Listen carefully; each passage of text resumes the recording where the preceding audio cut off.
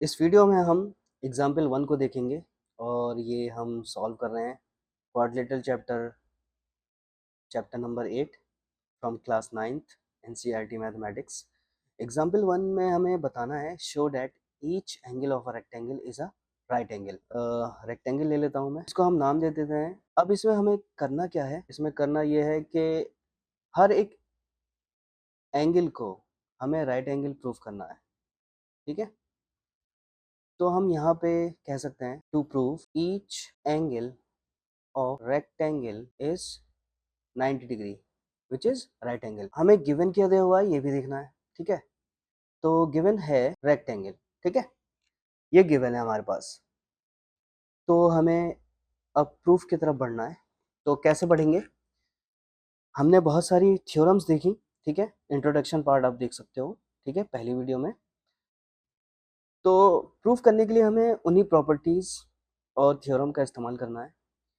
जैसा कि हमें मालूम है कि रेक्टेंगल जो होता है एक पैरेललोग्राम होते हैं, तो हम कह सकते हैं इस बात को कि इसका मतलब ये हुआ हमारा जो एक एंगल होगा, जिसको मैं एंगल ए कह रहा हूँ, वो 90 डिग्री का होगा।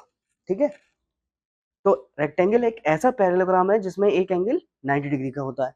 अब क्योंकि रेक्टेंगल पैरेललोग्राम है, ठीक है, तो इसमें हम पैरेललोग्राम की प्रॉपर्टीज इस्तेमाल करेंगे, जिसमें opposite pair of opposite side जो होते हैं इक्वल होते हैं, पैरेलल होते हैं, और ऑपोजिट एंगल भी इक्वल होते हैं, पैरेलल होते हैं। पैरेललोग्राम, क्योंकि रेक्टेंगल एक पैरेललोग्राम है, तो हम कह सकते हैं एंगल ए अपोजिट में क्या है, एंगल सी है।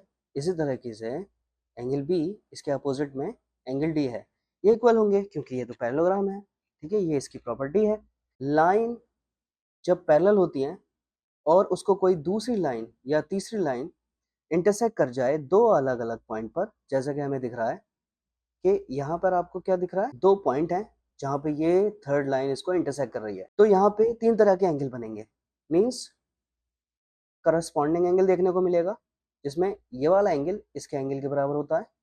इस तरीके से आपको ऑल्टरनेट इंटीरियर एंगल देखने को मिलेंगे, जिसमें क्या होता है, ये दो लाइन पैरेलल होती हैं, तो ये वाला एंगल इस वाले एंगल के बराबर होता है। ठीक है, ये होते हैं ऑल्टरनेट एंगल।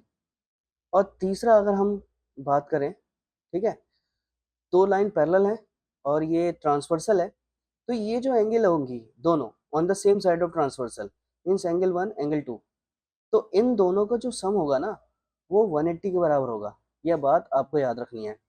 तो इसी प्रॉपर्टी का इस्तेमाल करके हम आगे बढ़ेंगे। ठीक है, तो मैं कह सकता हूँ यहाँ पे आप देखोगे, क्या देखोगे कि ए बी जो है वो डी सी के पैरेलल है। ठीक है, तो मैं इस बात को लिख सकता हूँ since A B parallel to D C, और इन दोनों को इंटरसेक्ट कौन कर रही है, तीसरी लाइन, ये ए डी, पॉइंट ए और डी पर।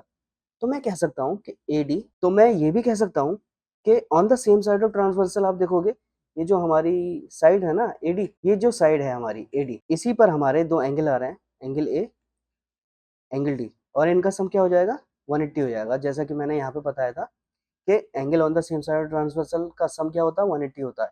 तो इस प्रॉपर्टी को मैं लिख सकता हूँ, ये आपको लिखना बहुत ज़रूरी है। ठीक है, टीचर को बताने के लिए। और मुझे ये भी पता है, यहाँ पे मैंने देखा कि एंगल ए क्या है, 90 है।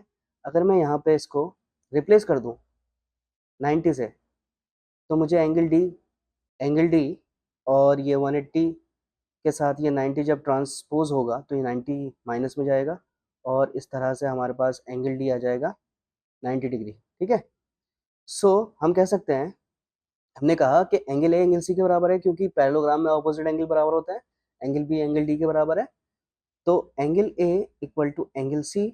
और एंगल ए कितना है, यहाँ पे हमने देखा गिवन में 90 है। इसी तरह से एंगल बी एंगल डी के बराबर है, और ये भी 90 हो गया क्योंकि एंगल डी 90 है तो एंगल बी भी 90 है।